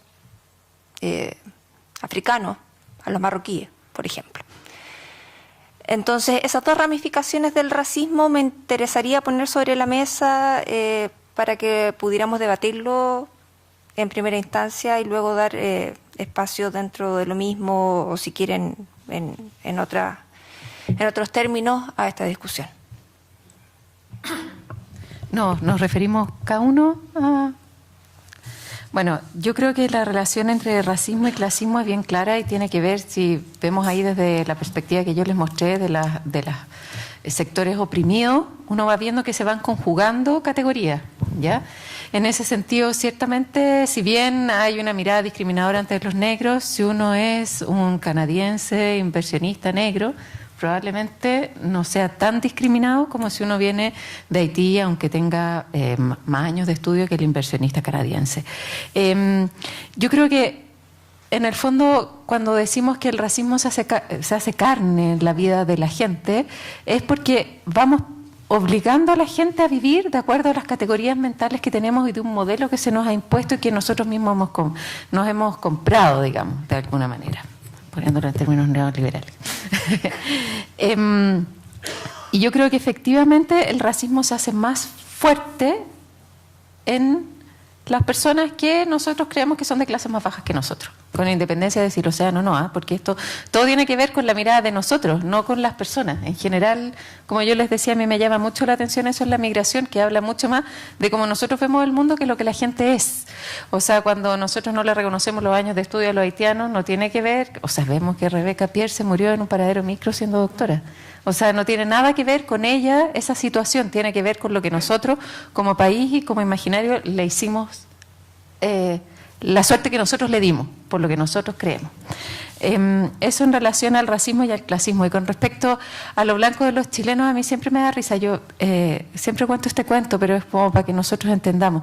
Hace muchos años atrás venía un profesor gringo que venía a hablarnos de la práctica basada en la evidencia. Todo esto es la disciplina del trabajo social, y eso tiene que ver con que uno, para hacer cualquier tipo de intervención, tiene que basarse en la evidencia. Entonces el gringo mira la sala, éramos puros trabajadores sociales chilenos, y dice, bueno, por ejemplo, una evidencia es que aquí no hay ningún blanco. Y todo el mundo fue así porque nadie podía creer, todo el mundo además se sintió que lo estaban ninguneando, fue una cosa tan impresionante. Y claro, lo blanco o no blanco depende de cómo uno lo quiera mirar también. Y nosotros, es la construcción que nos hemos hecho nosotros sobre nosotros mismos. Hace poquito invitamos a una profesora alemana a Chile a inaugurar los años académicos, hicimos varias cosas, y la alemana estaba tan sorprendida de que para nosotros el blanco fuera un tema, porque además no éramos ninguno blanco. Entonces era como que me decía, pero ¿y ustedes tienen categorías de blanco? O sea, ¿cómo es eso? Me decía, es que si yo los veo igual. Y yo le decía, claro, es imposible que tú con tus lentes de alemana distingas nuestra variedad supuesta de blancos. Y ahí yo me acordaba cuando, no sé, El país de las sombras largas, ese libro, ¿se acuerdan que los esquimales veían no sé cuántos blancos y nosotros vemos uno o dos a lo mucho? Claro, tiene que ver con esas distinciones. Y yo creo que son distinciones que nosotros hemos creado en este sentido como chilenos, digo, en este imaginario que tenemos para afirmarnos y autoafirmarnos y diferenciarnos. Pero ninguna de ellas es verdad, digamos. Ninguna de ellas es así. Son puras construcciones de dominación y la única forma de dominar es simplemente anular a los otros. ¿El mismo orden? Ok. Yo quisiera tomar la pregunta sobre clasismo, pero en realidad ponerlo en términos de análisis de clase, mejor. Es más como en lo que yo trabajo. Y volviendo también al caso de Suecia, yo creo que igual hay que acá hacer un análisis político que nos lleve a pensar y a entender cómo en rigor muchas clases capitalistas nacionales en el fondo apoyan los movimientos masivos migratorios en la medida en que les permita hacer lo que yo determino como su lucha de clase en el mercado del trabajo. Por ejemplo, en Suecia los conglomerados empresariales están por traer más migrantes y lo que genera básicamente, como parte también del análisis de clase, entender cómo las clases obreras nacionales, y acá viene todo un gran tema que lo podemos llevar incluso hasta Marx si queremos como hacer un análisis teórico de largo aliento, cómo muchas clases obreras en rigor han tenido actitudes ambivalentes frente al tema de la migración, desde movimientos de solidaridad hasta lo que se ve hoy en día con los ejemplos que yo señalaba, una visión compleja en términos de cambiar el discurso hacia sectores más cercanos a los movimientos de extrema derecha porque pierden electores de la base de clase obrera que históricamente le han dado voto. Pero creo que acá hay que entender, en mi caso por lo menos de estudio, la dinámica de lo que se conoce como estado de bienestar. Porque si uno entiende que efectivamente durante los últimos procesos de crisis sistémica del capitalismo global, efectivamente los estados de bienestar en Europa han colapsado, se han desmontado, se han neoliberalizado las prácticas de política pública. Y el caso sueco sigue siendo importante porque es uno de los estados de bienestar que, con lo que queda, sigue siendo uno de los más robustos y que genera lo que uno diría desde la perspectiva chilena de bienestar. Cuando la gente allá me dice queda re poco del estado de bienestar, yo digo, pero comparado con Chile, lo que hay es realmente mucho beneficio. Aún así, producto de estas crisis sistémicas y de las crisis de acumulación capitalista, obviamente el estado de bienestar sueco está siendo desmontado paulatinamente y eso genera, lo que yo señalaba antes, esta dinámica política en la cual movimientos anti-inmigrantes toman la bandera nuevamente del estado de bienestar para la clase obrera sueca. Tan simple como eso. En términos políticos, tan simple como un discurso que penetra en términos de tratar de hacer sentir nuevamente a una clase obrera que puede luchar por un estado de bienestar. Y también hay estudios que muestran que la última crisis económica también tuvo un alto impacto en el elector que vota por este partido de extrema derecha. Ahora bien, también hay estudios que muestran que hay muchos sectores ilustrados, si queremos usar la palabra, o bien educados, tanto en Suecia como también en Estados Unidos, de hecho, que son sectores que votan por partidos de extrema derecha básicamente por una cuestión nacionalista, una cuestión de defender lo que se entiende como la cultura sueca, o en el caso de Suecia como ejemplo. Entonces, en ese sentido, yo creo que si uno lo lleva al caso chileno, obviamente se necesita, creo yo, en mi modesta opinión, mucho más análisis empírico de cómo la cuestión de la lucha de clase está generando hoy en día, y acá yo quiero derechamente decir que si me preguntaran a mí, obviamente con la emergencia de figuras prominentes dentro de la extrema derecha chilena, uno puede ver patrones similares a lo que por lo menos yo he visto en Suecia. Este discurso simple, este discurso orientado a la población más vulnerable como efecto de la precarización, de la falta de, estado de bienestar, si lo queremos llevar a esos términos, que efectivamente hace un juego que ahí sí tal vez podría ser clasista, pero que también por otro lado está totalmente enraizado en la forma de generar racismo que nos señalaba antes, que nos señalabas tú antes. Entonces creo que hay que avanzar mucho más. Respuesta definitiva no podría tener al respecto. Sí, muy breve para que podamos conversar. Lo que pones encima de la mesa es muy largo a discutir. Efectivamente, yo coincido también que la cuestión del análisis de clase tiene que ser hecho de una manera como muy responsable, pero me parece que sí se puede hacer un cruce entre raza, entre comillas, y clase a partir de la nación, porque si no es muy difícil plantearlo. O sea, es la nación, en este caso la nación chilena, como te llamas, o la nación sueca, es a partir de lo que la nación construyó. Y lo que la nación construye no es solamente un ideal, es un sentimiento, son emociones, pero están todas basadas en una articulación capitalista del carajo. Y efectivamente, en ese sentido, blanco o negro no es solo un color, es mucho más que un color. Es una suerte de pararse en el mundo, de tener una posibilidad en el mundo para estar arrimado a ese marcador blanco que obviamente no es cualquier blanco, es un hombre, es europeo, es dominante, es quien tiene el gran poder de las cosas. Entonces, en eso nosotros somos colonizados, los chilenos somos colonizados, no somos colonizadores, pero sin embargo queremos pensar o queremos sentir con el lugar o desde el lugar del colonizador, y ahí estamos sonados porque no lo somos. Tenemos que salir un poquito a encontrarnos con un gringo, como dices tú, ¿no? Para que nos diga, pero ninguno de ustedes es blanco. Y aunque lo seamos requete blanco, nos van a decir igual que no lo somos. Solamente a modo de ejemplo, en un trabajo que hacíamos con espejos, ¿no? Trabajamos mucho así para mirarnos y ver a quién nos parecemos, cómo son nuestros pómulos, las cejas, las orejas, etcétera. Una señora peruana y una señora chilena, una al lado de la otra, ¿no? Una mucho más blanca que la otra, que era la peruana, ¿no? Y la señora chilena le dice, no, usted es más negra que yo. Entonces yo le digo, no, en realidad ella, porque como aquí se hacen tonalidades de blanco, moreno pálido, moreno trigueño, blanca más o menos, no sé qué, era muy divertido porque la señora chilena le dice a la otra, no, tú no puedes ser más blanca que yo porque eres peruana. Entonces fíjense que el problema no es el color, es mucho más que eso, es un lugar en el mundo. Es una cosa que ha sido anclada y en eso yo les recomiendo leer. Hay una literatura buenísima de los norteamericanos en los años 60 también, para entrar en una explicación más específica, pero la cuestión de la lucha de clase está en el corazón de esto, efectivamente, porque un inmigrante es esencialmente un trabajador.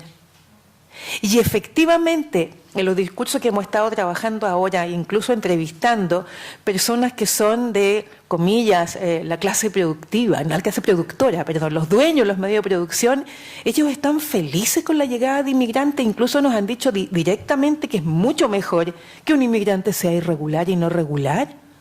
Porque usted lo puede reemplazar, lo puede votar, se puede morir, da lo mismo, no tiene ninguna importancia, es una cosa que está ahí, que usted usa.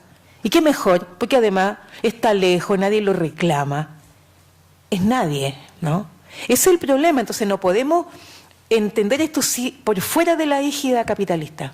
Yo creo que es indispensable. Gracias. ¿Tenemos tiempo para algunas preguntas? ¿Sí? ¿Cómo están? Buenas noches a todas y a todos. Tengo la impresión de que hay una transversalidad de lo que se ha discutido, obviamente cada uno de los dentro de su propia disciplina, y me da la impresión que tiene que ver con ese doble juego o esa doble mirada a su vez, sí, tanto de la globalización como del nacionalismo.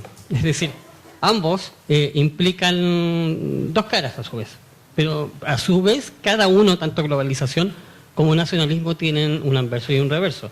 Hay una lógica impuesta por el capitalismo que en el caso actual es la globalización neoliberal por caída del muro de Berlín y el nacionalismo fascistoide, que es el que se ancla a partir del último año sobre todo, o sea, hace más visible, más potente el último año, y a su vez una globalización, lo que Bauman habló en su momento de la globalización positiva, que fue la globalización de los derechos humanos, una globalización que se refirió con el tema de reconocernos globales en diversos aspectos, tanto desde la migración, o bueno, de los extranjeros para acá, o saber que habían otras culturas también que eran tan ricas como las nuestras, incluso más ricas que las nuestras, la globalización, insisto, de los derechos humanos a propósito de los tratados, y ese juego que tú mencionas de un nacionalismo obrero, que trata de cuidar lo propio, que trata de resguardar cierto estado de bienestar, y que evidentemente ambos, globalización, que para el discurso oficial parecen retirada,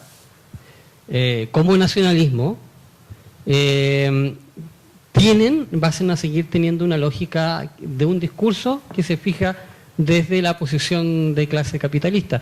Y en ese sentido, como una pregunta abierta, ¿cómo se puede afrontar actualmente el fenómeno sabiendo que todo lo, entre comillas, bueno, por lo menos desde el lado positivo de la globalización se pudo traer de benéfico, que se empieza a borrar, que se empieza a estigmatizar con base en un discurso nacionalista fascista? ¿Cómo se puede recoger sabiendo que, tengo la impresión, yo tengo una mirada de que esto mismo se viene a resumir lo que pasó hace un siglo atrás, que era una globalización capitalista basado en temas de la expansión de los imperios, una vuelta a los nacionalismos hace como un siglo atrás, un rompimiento del famoso discurso globalizante de las potencias hacia el nacionalismo, entre medio de la religiosidad y todo eso. ¿Cómo hacer que no repercuta, y sobre todo a que no repercuta a niveles más graves como, insisto, yo con la figura de hace un siglo atrás, que todos sabemos en qué terminó, lamentablemente? Sí, yo puedo empezar con alguna... Sí, yo creo que esta pregunta es fundamental. Ahora, como yo partí diciendo, en mi caso, o sea, lo que yo investigo que son las cuestiones agrarias, para que no son familiares un poco con la terminología, sí, significa pensar en Marx, Kautsky, toda esa gente que trató de pensar el problema agrario, Rosa Luxemburgo incluida, obviamente, y hoy día hay un contexto totalmente distinto en términos agrarios a lo que era el contexto agrario de otros momentos de masiva migración e inmigración. Y es que muchos migrantes e inmigrantes fueron básicamente trabajadores agrícolas en su lugar de destino. Por ejemplo, el caso sueco. Suecia, en su momento, casi el 25% de la población sueca se fue en gran cantidad a Estados Unidos, y todos llegaron en primera generación a trabajar al campo y luego se iban a las ciudades. Ese es el problema hoy día mayor con el problema, cuando uno mezcla el problema agrario, la cuestión agraria global y el tema de la migración.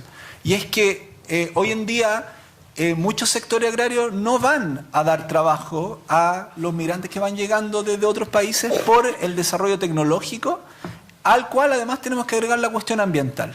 O sea, son todos estos los elementos que hoy día tenemos que considerar cuando pensamos en algo que lo voy a ejemplificar con lo que me dijeron a mí un representante de estos movimientos rurales en Suecia que yo entrevisté, que tratan de trabajar en términos de integración. Podemos poner un poco ahí el concepto de integración, que es toda una discusión en términos conceptuales y lo que significa al fin y al cabo, pero bueno, son movimientos que trabajan por la integración. Y me dijo algo tan simple como esto: tú necesitas un trabajo para ser integrado, ¿ok?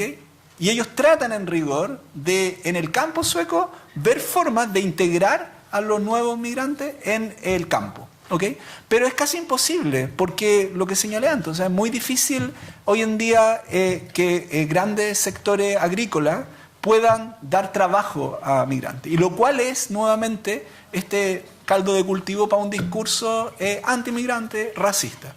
En Chile todavía yo creo que hay muchas condiciones, y está el tema que se señalaba antes. Obviamente en el campo chileno los migrantes están haciendo el trabajo desechable. Ya si la figura del temporero o la temporera siempre ha significado en Chile precarización, etcétera, bueno, ¿qué queda para los migrantes? Yo lo puedo ver en zonas no tan lejos, como por ejemplo el Olmué, trabajadores que andan en escenas casi como de la cuestión agraria en Europa hace 100 años, en los campos, caminando, buscando pega, un día a otro, etcétera, etcétera. Yo soy de Quillota originalmente. Sé cómo funciona la cuestión del trabajo temporero y lo puedo ver ahora cómo funciona con los migrantes.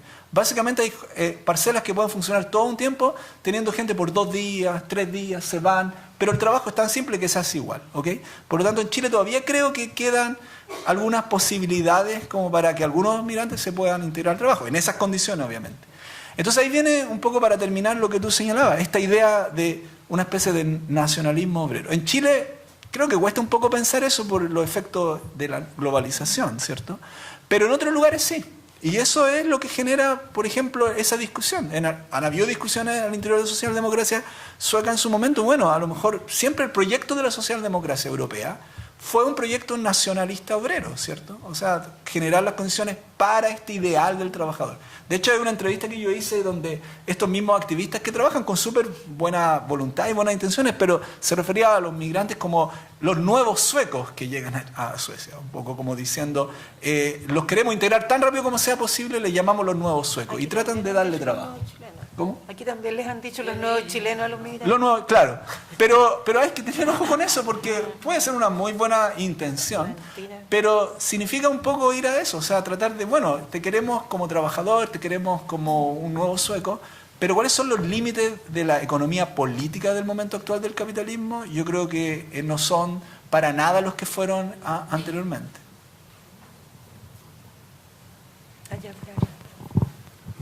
Quisiera partir dando las gracias. Muchas gracias. ¿Está bien? Sí. Igual se entiende, ¿no? Se le escucha Sí, muy se bien. escucha. Sí. Porque quizá hoy día tenemos como un problema de identidad, lo que es todo esto, ¿no? Al final, nosotros estamos siendo bombardeados por un montón de cosas. Por ejemplo, yo tengo un amigo de Cachemira que es como alemán y anda en script y es como Estados Unidos y como diferentes concepciones culturales de todas partes. El tema es como realmente las personas chilenas nos sentimos con una identidad, tenemos una identidad, no sé, apuntamos a algún lugar realmente, o vamos a seguir como igual en la misma, como igual analizando siempre como los puntos como de la misma hegemonía, del mismo lugar, que es el mismo lugarcito todo el tiempo girando ahí, girando en torno a lo mismo. Quizá es el momento igual en que empezamos como a sensibilizar con nosotros mismos y de verdad, muchas gracias, apuntar quizás a las nuevas generaciones, porque en una sociedad donde nosotros crecimos, viendo Morandé, donde es un chiste que se hueven a los negros, así, a los enanos, a todos, ese tipo de cosas, quizás de repente, no sé, por ahí va, ¿no? Aprender un poco el idioma, hablar con las personas de la calle, igual. Sí. Eso es importante, creo yo. Sí, creo igual. Y la única forma que se me ocurre a mí, por ejemplo, ahora es como, no sé, aprender creol. Preguntarle a la señora cómo se siente, a la señora de República Dominicana que vende en un carrito y que lo andan persiguiendo los pacos más encima para que la echen. Entonces, ese tipo de cosas es como raro. Y seguimos nosotros con nuestra mirada filosófica y analizando a Carl y seguimos con esas cosas y está bien igual, pero igual tenemos que aprender. Pero igual hay otra forma de aprender, ¿no? No quiero preguntar sus nombres, la verdad. El de usted y el de usted. Bueno, en realidad se me va a olvidar, soy muy malo para esas cosas. Pero soy yo la que le quiero dar las gracias. Por lo menos nosotros pienso que bueno que intervenga de ese modo, porque salimos de nuestra casa, entramos por el puente huérfano y ahí están durmiendo los jóvenes. Mientras volvemos a nuestra casa y podemos cerrar la puerta y estar tibios, ¿no? Entonces, al mismo tiempo, yo pienso que si no somos capaces de sentir, por ejemplo, mucha rabia por una foto que apareció hoy día, que yo estoy absolutamente en desacuerdo que les pongan de un padre y un hijo asesinado, que haya sido el mismo movimiento jesuita migrante que lo mandó para todas partes. Eso es pornografía. Eso no se hace, mostrar los cadáveres de 2 personas que han muerto en el sufrimiento. Eso es grave, es muy grave. Entonces cuando usted dice, sí, quiénes somos, y yo siempre hago la pregunta, ¿qué quiero decir cuando yo digo que soy chilena? Cuando a mí me presentan, pienso en mis colegas, ¿no? En mis amigos, médicos, filósofos, filólogos, un chico que muy joven, ¿no? Que limpiaba el condominio donde vivíamos, lingüista, 4 años de medicina, maltratado por las vecinas, ¿no? Afortunadamente hablo francés y podía comunicarme con él y descubrir y convertirse en amigo, ¿no? Y en ver ese sufrimiento, porque cuando uno va afuera, y generalmente los que hemos estado afuera hemos tenido que hacer trabajos de mierda, pero duran poco. Duran poco, hemos lavado vasos, yo hice aseo, mi marido fue jardinero, que nunca había sido jardinero, igual cortaba el pasto, no sé cómo. Pero después seguíamos lo nuestro, ¿no? Estábamos en la universidad, o hacíamos clases, o trabajábamos. Pero acá dura todo el tiempo. Entonces probablemente hay un médico que está limpiando en un mall. Eso no quiere decir que la condición de trabajador, de obrero, no tenga que respetarse. Porque tampoco se respeta la condición de un trabajador chileno que hace esa pega. El arribismo es brutal en este país. Y es tan necesario tener que demostrarse y decir, yo como chilena o yo como chileno. Pero en otras partes nadie pesca cuando decimos eso, porque la gente alguna pregunta, ¿y dónde está Chile? ¿Ha pasado? Porque así como tenemos ignorancia, nosotros hay ignorancia en el mundo entero. Entonces, en ese sentido, yo creo que una intervención como la suya yo la encuentro súper interesante. Y efectivamente los niños de ahora están jugando con los otros niños, están todos juntos abrazándose con los mocos y todo en los jardines, y se abrazan y están todos juntos. Pues este país va a tener otro color en unos años más. Vamos a estar comiendo otras cosas, por suerte, ¿no? Gracias. Yo quisiera hacer también bueno, yo a tu pregunta, antes que te vayas, soy Claudia. Yo soy Cristian. No se vaya, no se vaya. Y yo también, esa pregunta sobre la identidad chilena, a mí siempre mi inquietud es por qué debería haber una, en el fondo, por qué deberíamos buscar una hegemonía de una identidad chilena. Y con respecto a la globalización de lo que decía usted, yo tengo una mirada bastante sospechosa de la globalización. No nos olvidemos que la globalización lo que ha permitido es la concentración del capital, sobre todo en algunas empresas que hoy día dominan más que los estados-nación. Por lo tanto, cuando uno habla de la globalización solo en términos positivos, invisibiliza toda la estructura. Hoy día todo nuestro sistema económico globalizado es un sistema económico absolutamente injusto, y desde mi particular visión, sin ser especialista en el tema, yo creo que el resurgimiento de los nacionalismos tiene que ver con un modelo que está agónico, ¿verdad? Que mata a más de la mitad de sus ciudadanos y que por lo tanto tiene que buscar un chivo expiatorio y algo para poder seguir manteniéndose y brindando todo su fruto a un grupito bien chiquitito. Por lo tanto, yo creo que la invitación más bien, cuando uno habla de todos estos temas, es a pensar en otras formas de vivir más allá de esta globalización, incluso nuestras democracias, que se supone son democracias representativas. Yo me pregunto cuántos de nosotros se sienten representados con las cosas que deciden nuestros políticos. Uno pensaría más bien que necesitamos, pienso yo, de nuevo, una opinión personal, una democracia participativa, ¿verdad? O sea, uno pensaría que una sociedad como en la que uno quiere vivir es de otra manera. Y la idea de la globalización nos hace pensar como que ese fuera el único camino posible. Ese camino es un camino injusto, desigual y que solo favorece a unos poquitos. El racismo es parte de esa ideología que se instala. Entonces mi invitación sería más bien mirar con sospecha esos procesos y mirar qué es lo que efectivamente permitiría a los seres humanos encontrarnos y estar mejor. Porque yo creo que todas estas ideas de que las cosas son así, de que ganó no sé quién, ganó no sé cuántos, es mentira. Uno tiene que mirar y decir, como cuando yo les decía, bueno, lo que hacemos con la práctica antiopresía, oiga, pero mire sus condiciones de vida. Usted está bien porque debe en 200 cuotas, no sé qué cosa. Eso está bien. Usted está integrado porque tiene más, es sujeto de crédito. ¿Eso es estar bien? ¿De verdad? Es que es bien loco lo que los seres humanos hoy día consideramos que es estar bien. Entonces, yo diría más bien, la invitación es a pensar otro orden, más que a pensar en seguir manteniendo un orden y cómo mejorarlo. Mi invitación sería esa. ¿Tenemos tiempo para una pregunta más?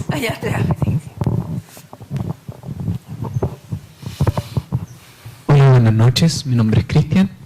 Respecto a lo que hablaba Cristian sobre la atención de los distintos usuarios migrantes, yo soy técnico en enfermería, trabajé en el Hospital Padre Hurtado en la comuna de San Ramón, y tanto en Suecia como en Chile también se está dando ese racismo dentro de los hospitales, dentro de todo.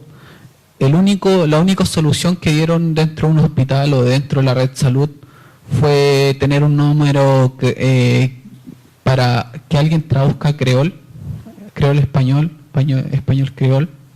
Esa fue la única solución que se le dio a las personas que hablan creol dentro de una UCI, dentro de una urgencias.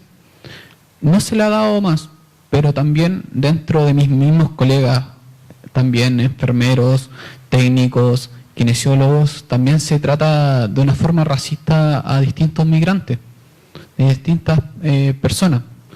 Hemos tenido que atender muchos pacientes de muchos lados. También se estigmatiza mucho a los pacientes haitianos, principalmente por un tema de VIH. Se asimila prácticamente que todo paciente que llega desde Haití tiene VIH, tiene tuberculosis, tiene alguna enfermedad venérea. Y es real el racismo que se vive dentro de una institución hospitalaria que actualmente se atiende de una manera desmesurada a la gente que se está atendiendo en sillas, en pasillos, sentada en cualquier lugar para poderla atender. Se sigue en paro el Hospital San José, o sea, seguimos con una precarización de la salud pública, y la única respuesta que se le da, o la única opción que se le da, es que culpa de los migrantes. Lamentablemente no es así desde hace muchos años las personas que estamos metidas en salud, en el aspecto social. Dentro de todo, quería ver cómo podemos intervenir a esas personas de salud que están actualmente en un ambiente cerrado, que es un hospital, que es muy distinto a la atención primaria, que sí tienen que interactuar diariamente con distintas personas. Y la otra pregunta, más que nada, es cómo dentro de las mismas personas que vienen migrando se produce el racismo dentro del mismo país, o dentro de los mismos personas. Venezolanos discriminan a haitianos y haitianos a venezolanos, y así se va dando. ¿Cómo poder solucionar, o cómo ustedes lo ven de alguna manera más allá?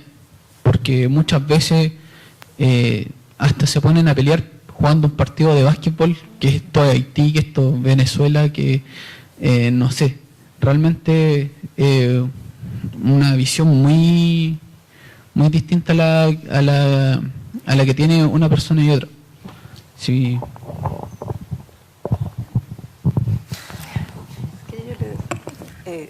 Muy rápidamente, yo explicaba que el racismo es muy consistente y apegado a esta movilidad, a estos cambios que tienen, ¿no? Se da en todas partes. O sea, las personas que fueron más maltratadas primero fueron las personas peruanas. Ya están más instalados, les ha ido un poco mejor, pero ya están tratando mal a otros inmigrantes o a otros peruanos que llegan recién. Pasó lo mismo con los chilenos afuera, exactamente lo mismo, porque no hay que olvidar, siempre hay que dar vuelta la mirada hacia uno. Somos más de 1.300.000 chilenos en el extranjero. Por una parte, actores famosos, qué sé yo, pintores, concejales, alcaldes. Por el otro lado, vendiendo en carritos, de manera irregular o ilegal, como dicen algunos. Así está todo el abanico de posibilidad. Y pasó exactamente lo mismo. Chilenos tratando mal a marroquí, chilenos tratando mal a bolivianos, afuera. Y aquí ocurre lo mismo. Ese fenómeno, mientras exista esa brutal desigualdad, algo decía la Claudia de eso, ¿no? No es algo que se va a terminar de un día para otro, porque es necesario reflexionar, hablar, conversar de estas cosas, buscar los por qué. Y sobre los sistemas de salud, nosotros estamos un poco trabajando en eso. Yo no vengo del campo de la salud, pero estoy trabajando en ese campo ahora en una investigación. Yo creo que es uno de los sectores más sensibles donde hay que trabajar el racismo, porque está el contacto cuerpo a cuerpo, ¿no? Porque hay que tocar, hay que sanar, hay que curar, hay que examinar, hay que también enfrentarse a los modos en que la gente que viene de otros países, eso sí lo hemos aprendido, consideran su cuerpo, ¿no? En donde un chino, por ejemplo, a una china no le gusta desvestirse. Entonces hay serios problemas, seguramente usted lo sabe, ¿no? Donde una mujer que viene del campo de Haití necesita consultarle al marido y a la comunidad sobre lo que tiene que hacer, ¿no? Entonces, efectivamente hay mucho que aprender. Si es indispensable, si yo pudiera dar una, comilla, respuesta, hay que dar cursos en las universidades transversales sobre estas cosas. Hay que enseñar sobre las distintas historias, las distintas culturas, las distintas maneras de tratar el cuerpo. Sobre las hierbas naturales. Estuve el otro día en un CEFAM de Quilicura, donde había todo un trabajo con hierbas naturales, donde estaban integradas personas del pueblo mapuche, con personas haitianas y personas colombianas, para ver cómo podían juntas trabajar con las hierbas medicinales para evitar tomar medicamentos, y esto era en un centro de salud. ¿A quién se le ocurrió eso? No había ninguna política, se le ocurrió a una persona que tiene 2 dedos de frente, ahí, porque tenía ganas de hacer eso. Entonces, tiene mucho que ver con la persona, con el deseo de abrir un poco la mente, no sé si decirlo así, a quién llega. Aprender también, ¿no? Sí, yo quisiera igual decir algo que tiene que ver con la pregunta política que hay ahí, respecto a lo que tú decías.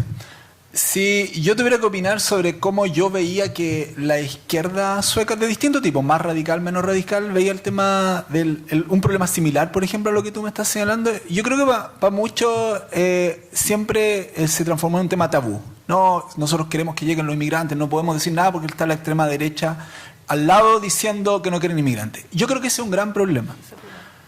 El tema de la llegada de distintas personas, el tema de la diferencia, obviamente no es un tema fácil, ¿cierto? Yo soy ateo, por ejemplo, y en mi comunidad de inmigrantes en Suecia hay gente que tiene religiones y me gustaría discutir también temas religiosos con ella, decir abiertamente soy ateo, ¿ok?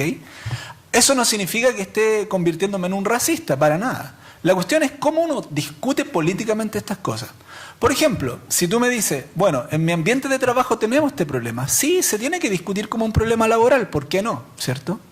Porque no es lo mismo discutir un problema laboral del día a día que tiene que ver con el problema estructural de la salud que ser racista, en mi opinión. Entonces, yo creo que acá un problema sería tratar de evadir los problemas que se generan cuando se empiezan a transformar dinámicas barriales, dinámicas culturales, o como se le quiera llamar. Si uno quiere realmente trabajar y oponerse al discurso racista estructural y políticamente articulado, obviamente tiene que reconocer que hay tensiones, que hay problemas, pero trabajarlos colectivamente en otra perspectiva. Eso es un poco lo único que yo podría decir, porque es tan de caso a caso, que uno tiene que tratar de entenderlo políticamente y no negar lo que para otros, si en tu contexto lo llamamos trabajadores, es un problema. Y ahí hay mucho que también que aprender de los errores de otras experiencias de trabajo político en torno al tema. La negación, por ejemplo, de esto conlleva a aquellos que no lo niegan, lo transforman rápidamente, fácilmente, en una estrategia, como yo lo señalaba, populista de tipo racista y de tipo neofascista, fascista o nazista incluso. Entonces, yo creo que por ahí va también el tema. A ver, no sé qué hacemos. María Emilia se tiene que ir y por otro lado me dicen que tienen una pregunta que no se puede dejar de hacer.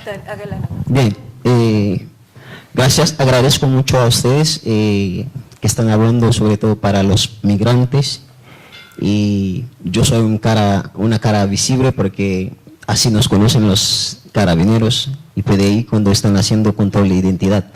Creo que cuando pasan otra gente no son migrantes. Creo que casi soy yo solamente migrante acá por el color.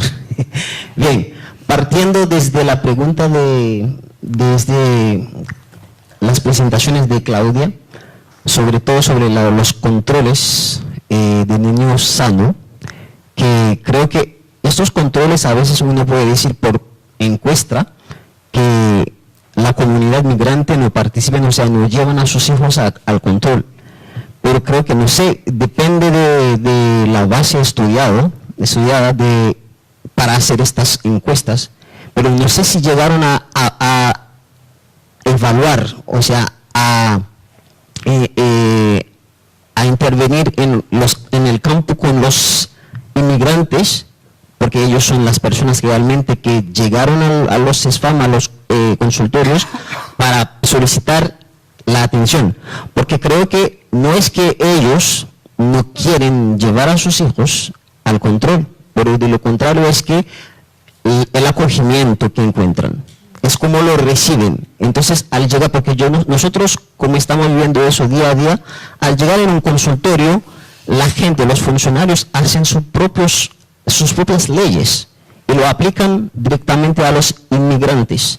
Y entonces, al llegar como persona en un consultorio para solicitar una atención, sea con un niño, sea por algún adulto, creo que depende de cómo uno siente la recepción, desde la recepción, cómo le trata, creo que es mejor a veces dejarse morir en ir en este lugar.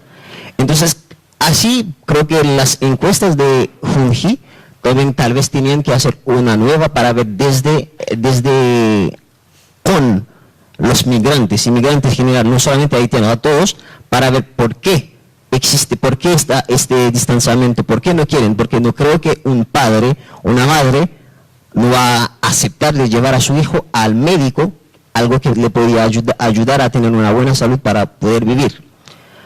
Entonces ahí yo estoy un poco perdido de que si esta encuesta solamente se hace con los funcionarios, o sea, así en el aire, o sea, esta encuesta se hace también con la comunidad migrante. Lo otro, estamos viendo algo sobre la raza, nuevamente que a mí me parece muy bien de que sí, la raza no existe, ¿sí? Pero igual si, digamos, la raza no existe, existe por lo menos una sola raza, que es la raza humana. ¿Y por qué nunca nosotros como humanos, nunca queremos considerarnos, a lo menos como hermanos, de que no exista hermanos, porque con hermano existen distintas indiferencias. A mí me gusta esto, a mí me gusta eso, a ti no, pero sí somos hermanos. Igual como lo de color que estamos inventando, que parece como lo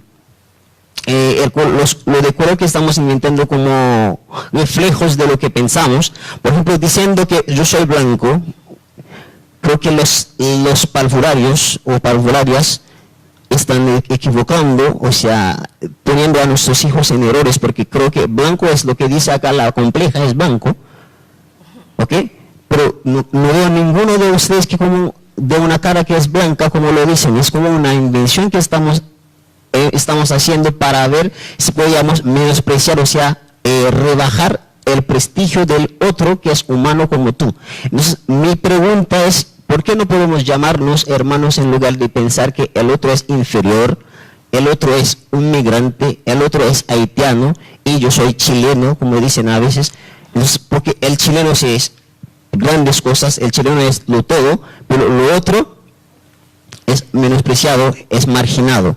Entonces, de ahí nuestras actividades acá, nuestras proyecciones, no tienen que dejar solamente acá como académicos, como profesionales, también tenemos que empezar desde nuestros vecindarios a aplicar lo que estamos haciendo, porque a veces hablamos muy bonitas cosas, sí, pero nosotros mismos, dentro de nosotros existe el racismo y lo estamos aplicando con nuestros vecinos, con nuestros trabajadores. Entonces me gustaría que también desde esta perspectiva, de plantear esto para nosotros, estoy muy feliz, pero de empezar este pequeño grupo, si empezamos realmente a aplicar a todo lo que estamos haciendo, diciendo. Entonces, un día sí podríamos cambiar muchas cosas en el campo del racismo también, de todo lo que están inventando la gente, porque si la raza no existe, si las cosas no deben ser así, igual nosotros podemos empezar a cambiar la cosa para que podamos ver todo en otro ámbito y así podamos tener una sola raza como lo pensamos. Gracias.